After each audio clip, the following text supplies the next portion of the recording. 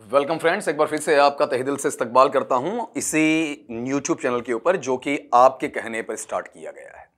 जैसा कि आपने कहा कि सर हमारा मेजर 2 है वो टेस्ट हुआ है रीट एलिजिबिलिटी में आपका वहां पर, जिसमें जो आपके 45 क्वेश्चंस हैं और उन 45 क्वेश्चंस के अंदर कुछ आपके मॉडल ऑक्सिलियरीज ग्रामर पार्ट का है, कुछ आपका वोकैबुलरी में इडियम्स एंड फ्रेजेस का है, साथ में कुछ अदर क्वेश्चंस आपके प्रिंसिपल्स ऑफ टीचिंग इंग्लिश के हैं, कुछ आपके मेथोडोलॉजी के हैं। इनके मिलाकर जो 45 क्वेश्चंस हैं उनको अपन यहां सोल्व करने वाले हैं। इस पेपर की सीरीज में जहां से अपना क्वेश्चन स्टार्ट होता है उसका नंबर था 46। अपन यहां पर एक नंबर से मान सकते हैं। आपका जो मेजर 1 है वो पहले सोल्व करवा चुका हूं। आपका यहां पर जो पात्रता परीक्षा के अंदर ये जो सवाल छांटे गए, सवाल काफी अच्छे हैं आपके। अब इन सवालों का जो डिटेल्ड एक्सप्लेनेशन है वो लेकर आपको आगे चलना है। तो चलिए पहले सवाल की तरफ। ये अपना सवाल किसका है? मॉडल ऑक्सिलियरी का है। सवाल है चूज द करेक्ट मॉडल। सही आपको मॉडल भरना है फॉर द ब्लैंक, इस खाली स्थान या रिक्त स्थान के लिए इन द गिवन सेंटेंस दिए हुए वाक्य में। क्वेश्चन क्या है? You blank pay a little attention to your appearance.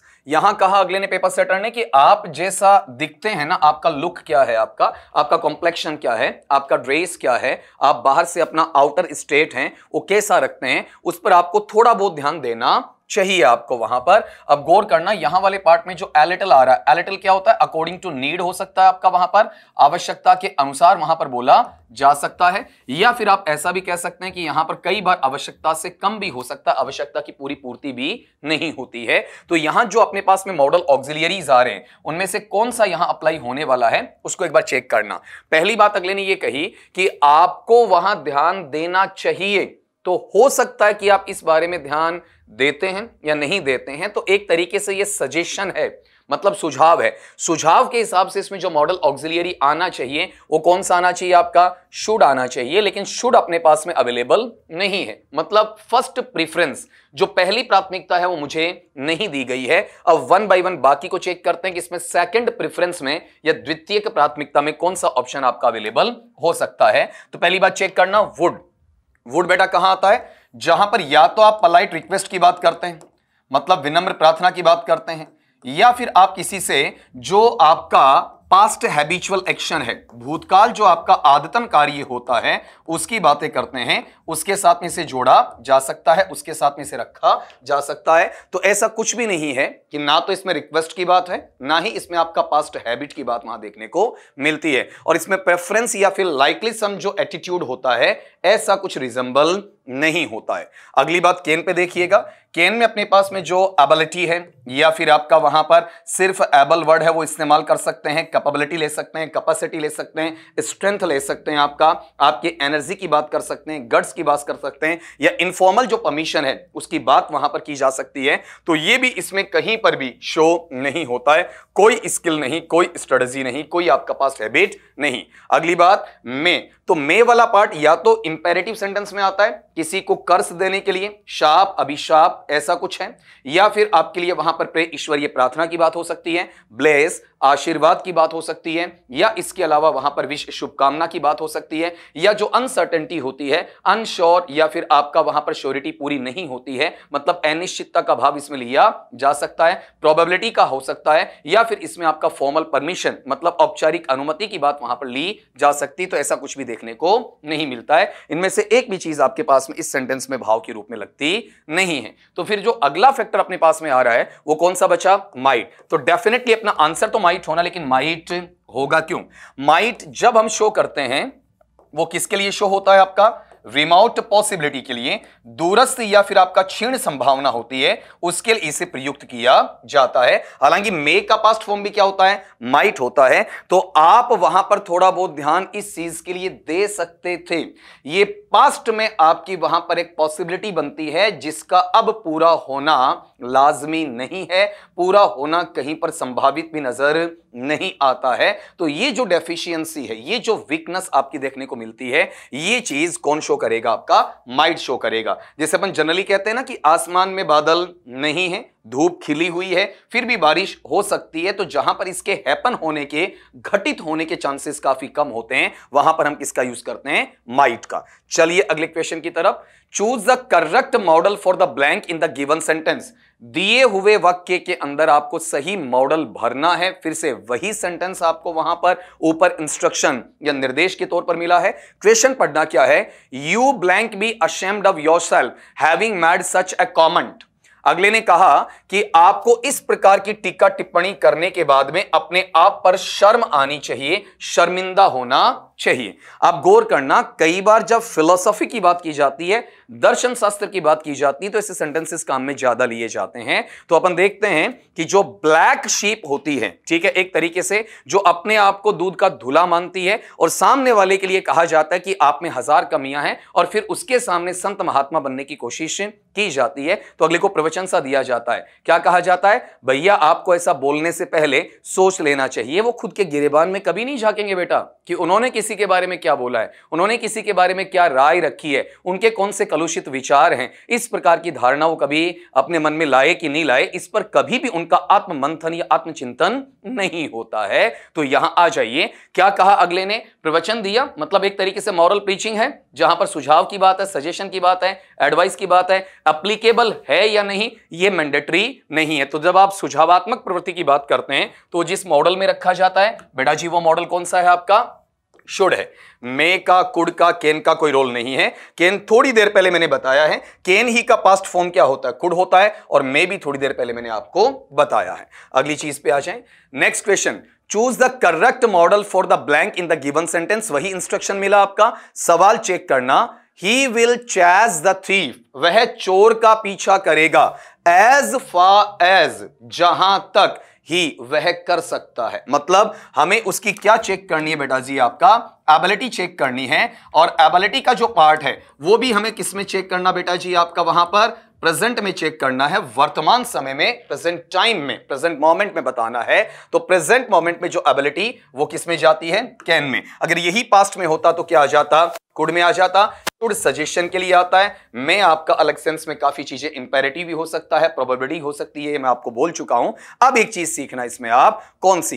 कि यहां जब मेरे पास सेंटेंस में इधर यूज क्या किया गया? मॉडल विल के साथ में रूट फॉर्म में वर्ब का फर्स्ट फॉर्म है, V1 है, V0 है, या बेस फॉर्म है आपका, प्रेजेंट फॉर्म कहा गया। तो ये जो नेचर होता है, ये होता है आपका फ्यूचर सिंपल का। और जब फ्यूचर सिंपल है, एक क्लोज में मेरे पास आता है और बीच में वहां पर मेरा लिंकिंग डिवाइस, आपकी टॉपिक लगा हुआ है ना, कनेक्टर्स के तौर पर, कंजंक्शंस के तौर पर, आपकी पहली यूनिट में लिंकिंग डिवाइस लिखा हुआ है। तो अगर उसकी मैं बात करता हूं, वो जुड़ने के बाद में यहां सब्जेक्ट आता है, तो लगभग यहां पर हमें सेकंड कैडर मिलेगा, किसका? वहां पर प्रेजेंट का मिलेगा। ठीक है। और प्रेजेंट वाला जो मैनर होता है, तो प्रेजेंट टाइम के अकॉर्डिंग आप देखते हैं तो अपने पास कुड प्रेजेंट में नहीं होता है। शुड वाला पार्ट प्रेजेंट और पास्ट को फॉलो करता ही नहीं है आपका। मे वाली स्थिति प्रेजेंट में आती है, तो मे और कैन में से अपने को चूज करना था। तो जो संभावना बताई जाती है, संभावना किसमें जाएगी आपकी? वहां पर कौन सी वाली? क्षमता वाली। ठीक है। जहां पर आप एबिलिटी शो करते हैं, कैपेबिलिटी शो करते हैं, आपका कैपेसिटी शो करते हैं, आपका बंदा एबल है या कैपेबल है, उसको शो करते हैं। इस टाइप की जो आपकी पॉसिबिलिटी होती है, वो किसमें जाती है? कैन में। मैं पॉसिबिलिटी का मतलब केवल संभावना से नहीं ले रहा हूं, जो आपका कैपेबल पॉसिबिलिटी या पॉसिबलनेस ऑफ कैपेबिलिटी या फिर कैपेसिटी की है, जो उसकी एबिलिटी को शो करता है, वो किसमें जाएगा? आपका कैन में। अगले सवाल पे आइए। क्वेश्चन नंबर आपका 49। 49 में अगले ने आपसे क्या पूछा? Choose the correct modal for the blank in the given sentence. Same वही स्ट्रक्चर आपका। She blank tell you the truth, comma if you asked her politely. अगर इसको आप सोल्व करना चाहे ना बेटा, तो इसको मॉडल के नाम से सोल्व नहीं करके आप कंडीशनल के नाम से शो कर सकते हैं वहां पर। और जब इसे कंडीशनल के नेचर में ले जाते हैं, तो जो तीसरा कंडीशनल होता है, जिसे आप इम्पॉसिबल नेचर का नाम देते हैं, नामुमकिन या फिर असंभव है, उसका नाम उसे देते हैं। तो उसके इफ क्लोज के अंदर मेरे पास में क्या रहता है? हैड। आवश्यकता पड़ने पर आपका नोट आता है, उसके साथ में आप वर्ब का थर्ड फॉर्म ले लेते हैं। इसके रिजल्ट क्लोज में मेरे पास में क्या रहेगा?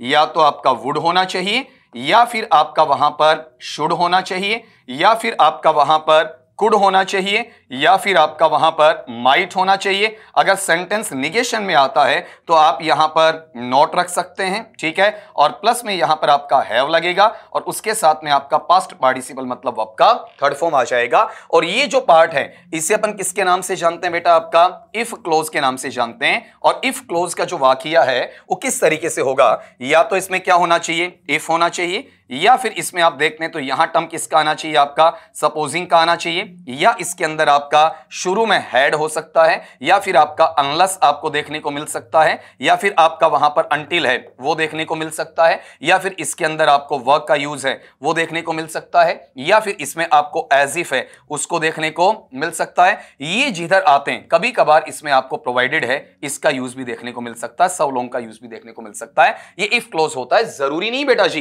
कि ये इफ क्लोज हमेशा शुरू में आए। इफ क्लोज कहां हो सकता है? आपका आगे की तरफ भी हो सकता है या दूसरी तरफ भी आपका वहां पर रखा जा सकता है। तो यहां इफ क्लोज को अगर आप उधर लेकर जाते हैं तो रिजल्ट क्लोज जो होता है वो पहली साइड आ जाएगा, सेंटेंस को आगे पीछे किया जा सकता है। अगर इफ क्लोज आपका आगे की तरफ जाता है तो आपको बस इनमें से एक पहचान का वर्ड चेक करना है, तो आप समझ जाएंगे कि सेंटेंस को उल्टा किया गया है। अब चेक करना जरा यहां पर, ये जो तीसरा पार्ट है इंपॉसिबल का था ना, ठीक उसी प्रकार से अपने पास में इसका दूसरा कंडीशनल है वो भी देखना, जिसे आप इंप्रोबेबल के नाम से जानते हैं, जिसमें इधर आप वर्ब का सेकंड फॉर्म लाते हैं या फिर आपका वहां पर डिड के साथ में नॉट लगता है और नॉट के साथ में आप क्या लेकर आते हैं? वर्ब का फर्स्ट फॉर्म लेकर आते हैं, और या फिर इसमें आप क्या डालते हैं बताओ? आपका वर्ड डालते हैं, लेकिन इसमें कभी भी वोज का इस्तेमाल नहीं करते हैं। और इसके रिजल्ट क्लोज में आपके ऊपर वाले जो चार मॉडल्स हैं, जैसे वुड आपके पास है, या फिर आपका शुड आपके पास में है, या फिर कुड आपके पास में हो सकता है, या फिर आपका माइट आपके पास में हो सकता है। प्लस में यहां पर सीधा सीधा अगर नोट है तो ले लीजिएगा, नहीं है तो छोड़ दीजिए, और प्लस में क्या आना चाहिए? वर्ब का फर्स्ट फॉर्म लग जाना चाहिए। अब इसमें एक पहला कंडीशनल और बचता है जिसे मैं इस साइड में डाल देता हूं, जो आपके काफी काम का रहेगा। अपन 3 to 1 के ऑर्डर में चले। यहां पर पहले वाले में इफ क्लोज में वर्ब का फर्स्ट फॉर्म आवश्यकता पड़ने पर एस या ईएस होगा। निगेशन आता है तो आप डू या डज है उसके साथ में क्या लाते हैं? नॉट, और प्लस में वर्ब का फर्स्ट फॉर्म लाते हैं। और जब यहां पर आप बात किसकी करते हैं? इसके रिजल्ट क्लोज की, तो रिजल्ट क्लोज में मेरे पास में क्या होना चाहिए? विल है, या फिर क्या है? आपका शैल है, या फिर आपका कैन है, या फिर आपका मे है। अगर निगेशन है तो आप नोट जोड़ दीजिए, नहीं है तो छोड़ दीजिए, प्लस में आपका वहां पर वर्ब का फर्स्ट फॉर्म। अब हमें एक टुकड़ा भर के अगला देता है, दूसरा आराम से अपन भर लेंगे वहां पर। जैसे चेक करना, she blank tell you the truth if you asked her politely. तो आप चेक करो यहां पर क्या दिया हुआ है? इफ दिया हुआ है, तो मतलब ये सेंटेंस किस में चला गया बताओ? आपका कंडीशनल नेचर में चला गया। अब यहां कंडीशनल में इफ का जो क्लोज है, इधर देखना आस्क्ड दिया हुआ है। आस्क्ड यहां पर क्या आपका पास्ट फॉर्म है या फिर वर्ब का सेकंड फॉर्म रहा? तो ये रहा वर्ब का सेकंड फॉर्म। तो इसके फर्दर में इधर देखते हैं। सबसे पहले मुझे किसको ढूंढना है? वुड को। उसके साथ में क्या चाहिए? वर्ब का फर्स्ट फॉर्म। तो ये टेल अपने आप में क्या है? वर्ब का फर्स्ट फॉर्म है। टेल का सेकंड फॉर्म क्या होता है बेटा? टोल्ड होता है। और थर्ड क्या होता है? आपका टोल्ड होता है। तो मुझे यहां पर क्या चाहिए बताओ? आपका वुड चाहिए। तो यहां पर वुड इसका आंसर बनेगा। अब अगली बात, ये सिंटैक्टिकली आपने निकाला ना, तो आप क्या कर सकते हैं? मीनिंग पे निकालिए, क्योंकि आपका सवाल सीधा सीधा ये हो सकता है, सर देखो यहां पर क्या है? शुड भी तो है, तो आपने शुड क्यों नहीं लिया? आपने वुड ही वहां पर क्यों लिया? तो पढ़ना कि अगर उससे विनम्रता से पूछा होता तो आप यहां पर उसे सच्चाई बता देते। तो ये पास्ट आपका एक्शन होता जिसमें कोई सजेशन आपका नहीं है, खाली एक तर्क रखा गया है, एक लॉजिकल इन्फरेंस आपके सामने डाला गया है। अगर इसमें वहां पर शुड वाली बात, जैसे ये तो शेल है, मान लीजिए यहां पर शुड दे दिया जाता है, फिर आपका कंफ्यूजन आता है, तब ये चीज यहां से हटा दी जाती है। आप गौर करना, जो शेल है, शेल का तो इसमें कोई इशू है ही नहीं ना। मैंने बोला मान लीजिए यहां शेल के बजाय क्या होता? शुड होता, तो भी आंसर आपका वुड होता। लेकिन पेपर सेटर ऐसी गलती नहीं करेगा। वहां वाले पार्ट में इनमें से ये जो वुड, शुड, कुड, माइट है, इनमें से आपको केवल मॉडल कितना मिलेगा? एक। नहीं तो क्वेश्चन आपका याचिका लगने के लायक बन जाता है। सवाल 50 पे आ जाइए। आज का अपना 5वां सवाल है। चेक करना जरा इसमें अगला क्या कहना चाह रहा है कि choose the correct modal for the blank in the given sentence. आपको दिए हुए वाक्य के अंदर सही मॉडल की पूर्ति करनी है। फिर चेक करना यहां बेटा जी, ये फिर से कंडीशनल नेचर से आराम से सोल्व हो जाएगा। देखो यहां क्या दिया हुआ है? अंटिल दिया हुआ है ना, तो देखो इन शब्दों में से मिलेगा आपका, ये रहा कौन सा? अंटिल वाला। अब चेक करो, अंटिल ही डाइड यहां डाइड क्या पास्ट फॉर्म है, वर्ब का सेकंड फॉर्म है, तो अंटिल के साथ में जब वर्ब का सेकंड फॉर्म मिल रहा है उसी नेचर का सवाल फिर से आ गया। यहां क्या चाहिए, वुड शुड कुड माइट, चारों में से एक, और साथ में आपका बेस्ट फॉर्म या प्रेजेंट फॉर्म वर्ब का फर्स्ट फॉर्म चाहिए ना। तो यहां इस मैनर में चेक करना, इधर मुझे वर्ब का फर्स्ट फॉर्म मिल रहा है, बिल्कुल मिल रहा है, कौन सा, गो मिल रहा है। अब देखो इसमें वुड शुड कुड तीनों आ रहे हैं। देखो यहां मैंने क्या कहा था, अभी थोड़ी देर पहले समझाया था ना कि शुड आ जाता तो हम कैसे निकालते। तो यहां ध्यान देना, आपके पास में वुड शुड कुड इन तीनों को अगले ने इसमें डाला है, आपको एक छांटना है। तो एक चीज जो पहले से बाहर हुई, कौन सी, विल, ये अलग चला गया, ये अलग चला गया। अब इसमें गौर करना, प्रत्येक सुबह वह घूमने के लिए जाया करता था या मॉर्निंग के लिए जाया करता था। तो अगर मैं इसकी बात करता हूं तो ये उसका क्या है, पास्ट हैबिट है, पास्ट हैबिचुअल एक्शन है, उसके साथ में इसे आपका जोड़ा जाता है। तो पास्ट हैबिट या पास्ट हैबिचुअल एक्शन शुड में नहीं आता है, ये सजेशन के लिए है। कुड आपका पास्ट कैपेबिलिटी के लिए है, तो ये चीजें यहां से हटेंगी और सीधा सीधा इसमें बताओ क्या लगना चाहिए, आपका वुड लगना चाहिए। नेक्स्ट थिंग पे आ जाइए, question number 51, choose the correct modal for the blank in the given sentence. ये चेक करिए जरा कि आपको अगले ने कहा I blank take shower with cold water today as there was a power cut in the colony, कि colony में हमारे यहां पर आज बिजली है वो काट दी गई, विद्युत विभाग के द्वारा बिजली कटौती कर दी गई। ऐसे हाल में मेरी मजबूरी थी, जो आप गर्म पानी से नहाता है उस बंदे या बंदी की बात है, कि मुझे आज ठंडे वाटर या ठंडे पानी के साथ में नहाना पड़ा, शॉवर लेना पड़ा। तो आप चेक ये करें कि ये उसकी क्या थी, मजबूरी थी। तो जब भी आप मजबूरी मतलब उसकी कंपल्शन की बात करते हैं, वहां पर उसकी नीड ऐसी है जिसमें चाहकर भी वो कुछ नहीं कर सकता, उसे क्या कहा जाता है, मस्ट मॉडल कहा जाता है। जो 100% आउट ऑफ ऑब्लिगेशन भी होता है, उसकी बाध्यता भी वहां पर आपकी काउंट की जाती है। अब मस्ट है, मस्ट अपने पास ऑप्शन में देखने को नहीं मिलेगा, देखो कहीं पर भी आपके पास में मस्ट नहीं है ना। तो ऐसी स्थिति में मस्ट का पर्याय कौन कौन बनते हैं, मस्ट का प्रेजेंट टाइम में आपका पर्याय बनता है हैज टू या फिर हैव टू। मस्ट है उसका पास्ट टाइम में आपका पर्याय क्या बनता है, वहां पर हैड टू बनता है। और मस्ट का अपना फ्यूचर में जो पर्याय है वो क्या बनता है, बताओ, आपका विल हैव टू बनता है, या फिर आपका वहां पर क्या बनेगा, बताओ, शैल हैव टू। इस तरीके से ये डीलिंग इसके साथ में की जाएगी। क्लैरिटी। अब यहां चेक करना जरा, अगले ने क्या बोला कि I blank take shower with cold water today as there was a power cut in the colony. तो मुझे शॉ ठंडे पानी से लेना पड़ा, आपकी भाषा में शावर, शावर नहीं होता है, इसका उच्चारण अपन फोनेटिकली अलग भी सीख लेंगे। तो आप ये बताओ, इसकी मजबूरी है लेकिन किसमें, प्रेजेंट टाइम में है, बट इसने आज नहा लिया, मतलब ये टाइम कहां कन्वर्ट हो गया आपका, पास्ट में। कहां से पता चलता है आपका, वो से पता चलता है। तो इसमें हैज टू हैव टू किस में कन्वर्ट हो जाएगा, आपका हैड टू में। तो हैड टू भी अपने आप में किसकी कैटेगरी में आता है, मॉडल की कैटेगरी में आ जाता है, जब वो किसका पर्याय बन जाता है, मस्ट का पर्याय वहां पर बन जाता है। तो इसका आंसर क्या है, हैड टू है। अब आपके दिमाग में होता कि मॉडल, साहब मॉडल में तो ये शब्द है ही नहीं, हम कहां से लाए। तभी कहता हूं कि जो एमसीक्यूज हैं, मल्टीपल चॉइस क्वेश्चंस हैं आपके, या पीवाईक्यूज हैं, प्रीवियस ईयर क्वेश्चंस हैं, वो मेरे साथ डेफिनेटली आप निकालना, ताकि इन चीजों की explanation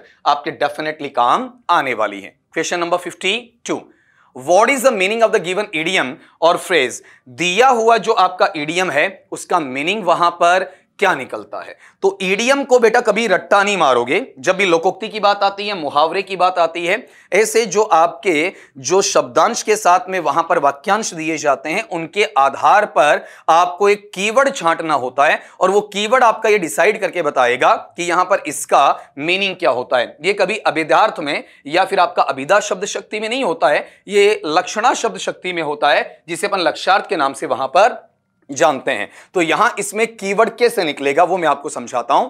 jump from frying pan to fire. अगले ने कहा कि जो तलने वाली कड़ाही है उससे बचने के लिए किसी ने जंप लगाया।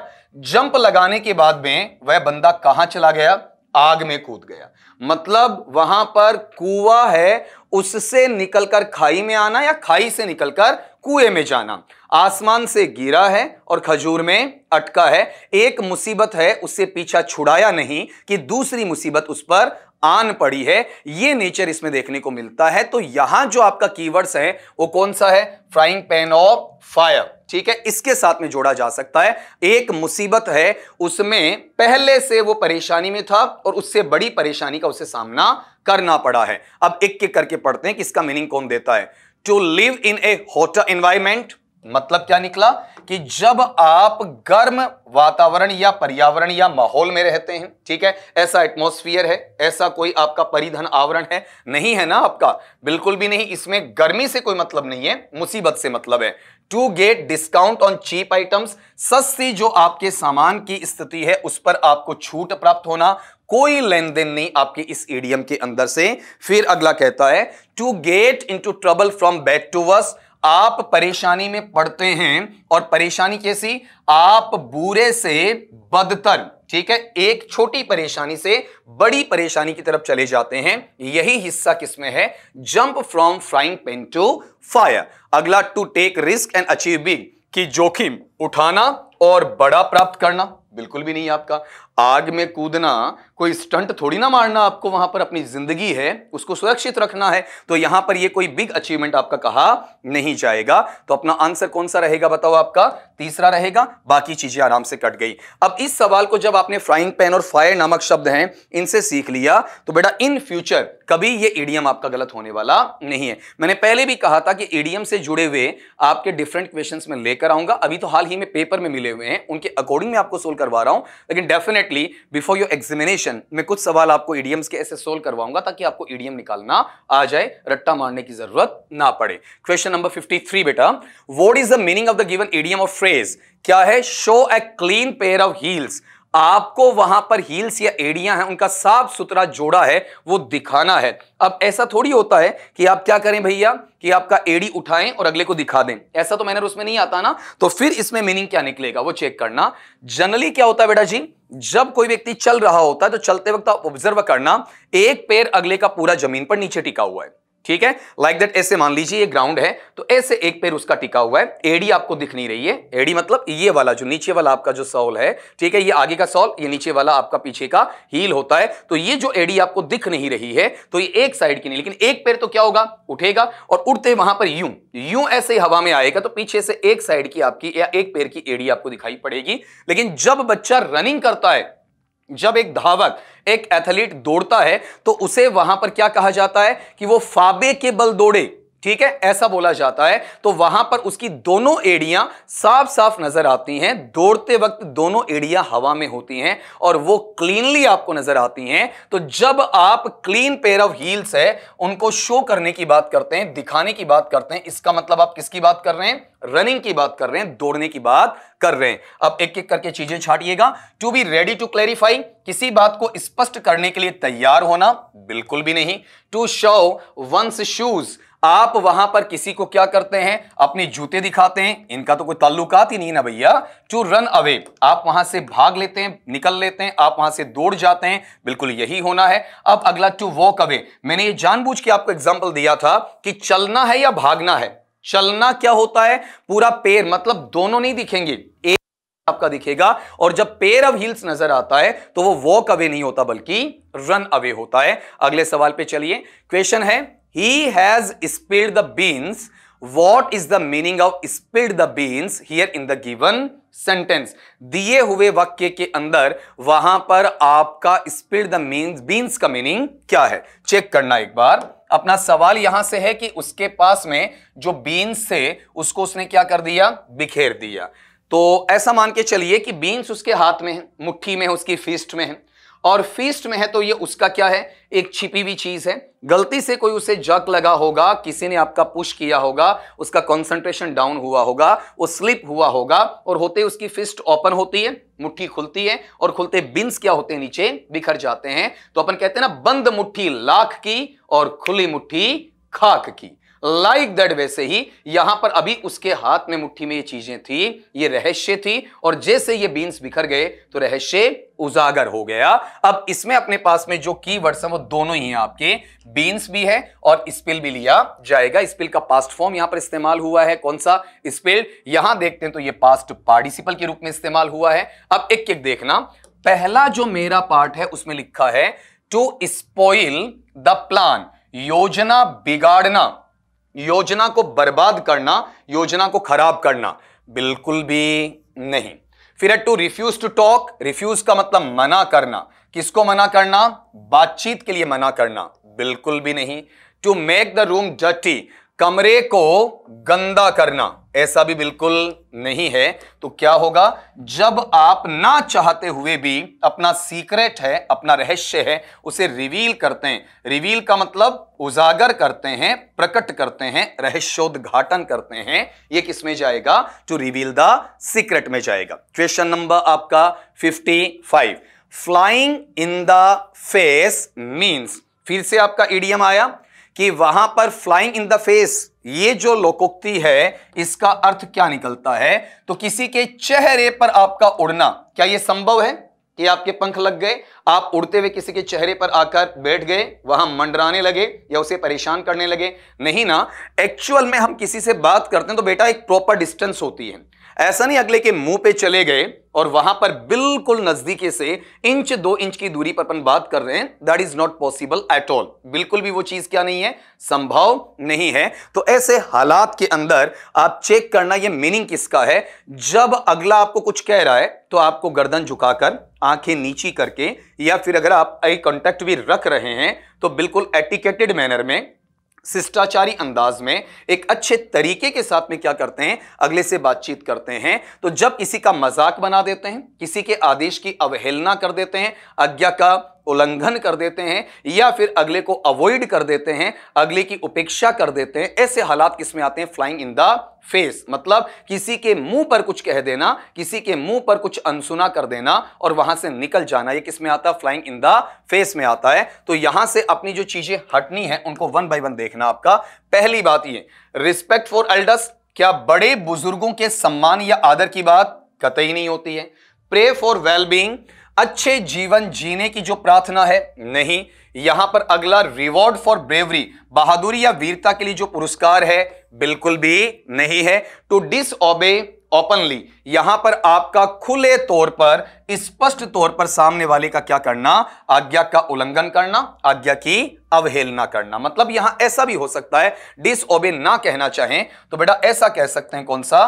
टू डिसरिस्पेक्ट, ऐसा भी इसका मीनिंग निकल सकता है। किसी भी इडियम को आप पढ़ो ना तो कभी रट्टा मत मारना कि इस इडियम का यही आपका अर्थ निकलेगा, उसके करीबी शब्दों के साथ में उसका अर्थ निकाला जा सकता है। और यह मेनली डिपेंड करता है सेंटेंस के यूज के ऊपर कि आपका सेंटेंस वहां पर कैसा है। अगले सवाल की तरफ बढ़ना वहां पर कि what is the meaning of the given idiom और phrase to turn a blind eye. एकदम सिंपल सा आपसे पूछा हुआ है, ज्यादा हार्ड वहां पर नहीं है।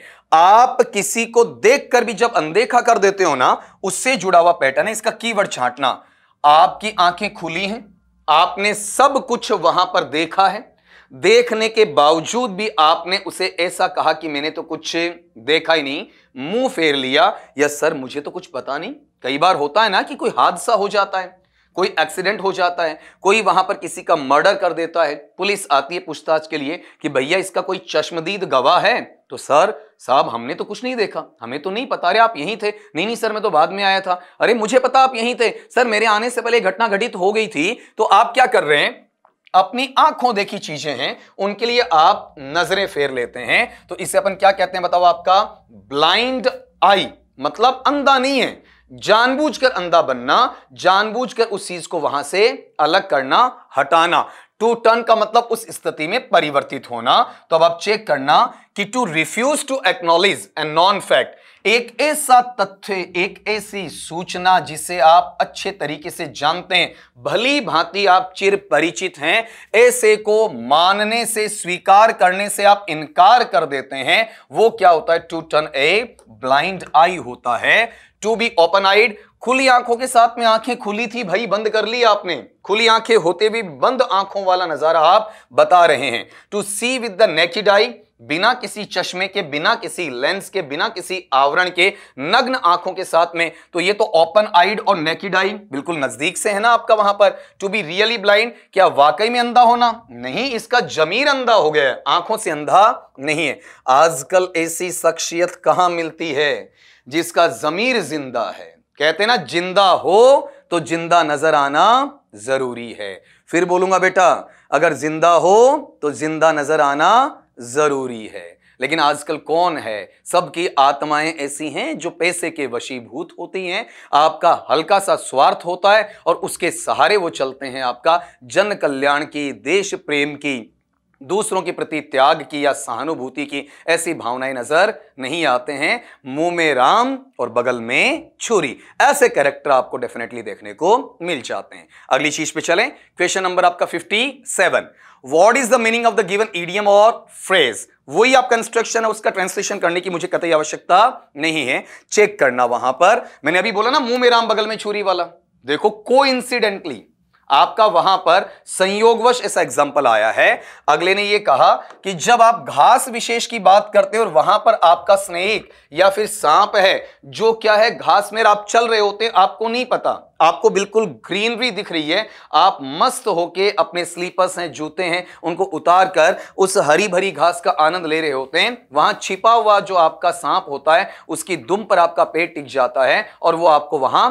डस लेता है। तो ऐसा दुश्मन जो आपके सामने नहीं है, क्या है, छिपा हुआ है, आपके पीठ पीछे आपकी बुराई भी करता है, आपके लिए वहां पर छिपकर वार करने की कोशिश करता है, कभी सामने नहीं आता, क्योंकि सामने आने पर आप अवेयर हो जाएंगे और उसे जीतने नहीं देंगे। तो पीठ पीछे आपके साथ वो ऐसा भीतर घात या बिट्रेयल, विश्वासघात करने का काम करता है। तो यहां पर ये कैसा पार्ट है जो सीक्रेट के तौर पर होता है, चुपचाप अपनी दुश्मनी है उसको अंजाम देता है, दुश्मनी वहां पर निभाता है। ओपनली आपको एनिमी लाइक होना, फो लाइक होना, वो भी एक जिगरे की बात होती है जो किसी एक आम इंसान के वश की बात नहीं होती है, क्योंकि वो अपने इंद्रियों के वशीभूत हो जाता है, अपने स्वार्थ के वशीभूत हो जाता है। A man who fights a lot, एक आदमी जो बहुत लड़ता है, कहीं कोई लड़ने वाली बात नहीं है।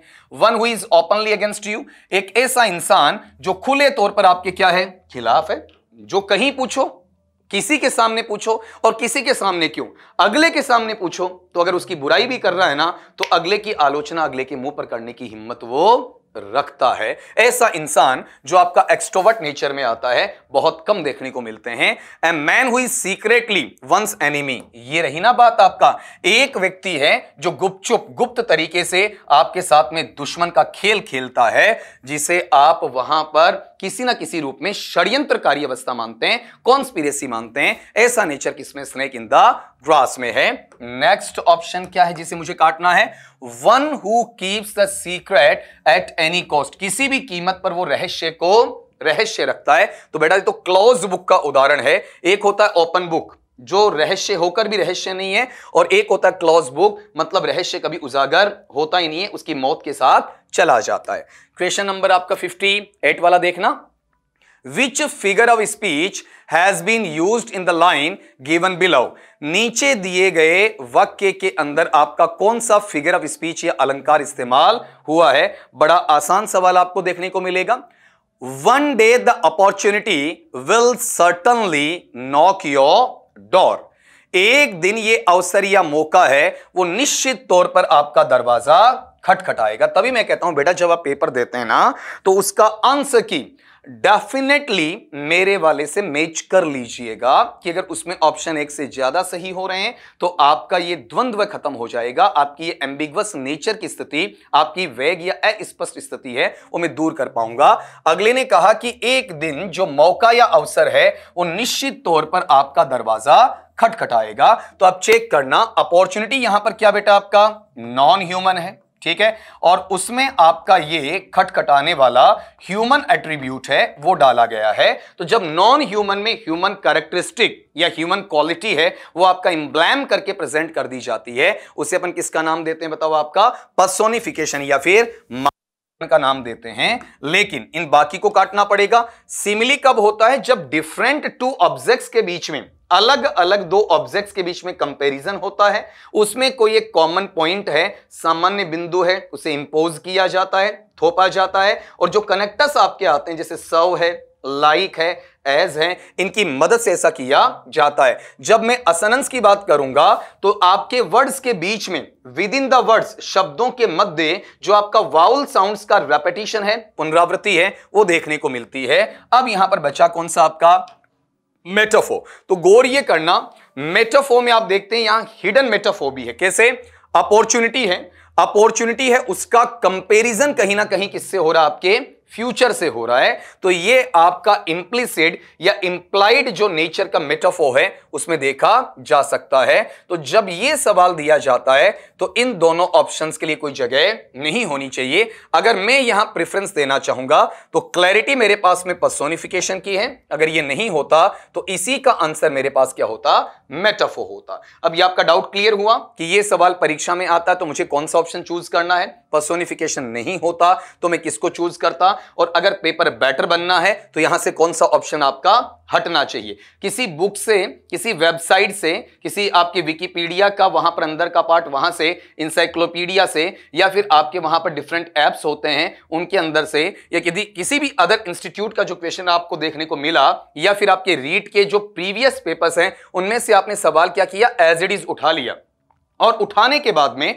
अगर उस पे ऑप्शंस पे गौर नहीं किया ना तो एमसीक्यूज होते हैं, मल्टीपल चॉइस क्वेश्चंस। इसकी एक बहुत बड़ी बात है कि यहां पर सवाल फ्रेम करना बहुत आसान होता है, सवाल बनाना मुश्किल नहीं है, उसके ऑप्शंस को डिसाइड करना बहुत मुश्किल होता है। कि जो रियल अपने पास में क्वेश्चन होता नहीं, ध्यान देना बेटा, ये मैं आपका पेडागॉजिकल चीज बता रहा हूं कि ये जो आपका क्वेश्चन होता है इसे अपन जनरली क्वेश्चन कह रहे हैं ना, पेडागॉजिकल मैनर में ये क्या कहलाता है? आपका स्टेम कहलाता है। इसका मतलब वो बायोलॉजी में, आपकी भाषा में बायोलॉजी, सिंपल सही उच्चारण में बायोलॉजी है आपका, वहां पर इसे क्या कहेंगे? आपका स्टेम का जो आपका तना डंठल वाला वो पार्ट आता है, ठीक है, उसकी बात मैं नहीं करूंगा। यहां पर स्टेम का मतलब है क्वेश्चन, जो आपका अटरेंस आया, जो आपका स्टेटमेंट आपके सामने रखा गया, जिसके माध्यम से आपसे सूचना पाई गई, और जो आपका सही आंसर होता है, ठीक है, उसके अलावा जो उसको कंफ्यूज करने वाले टुकड़े होते हैं उन्हें क्या कहा जाता है? डिस्ट्रैक्टर्स कहा जाता है, ठीक है।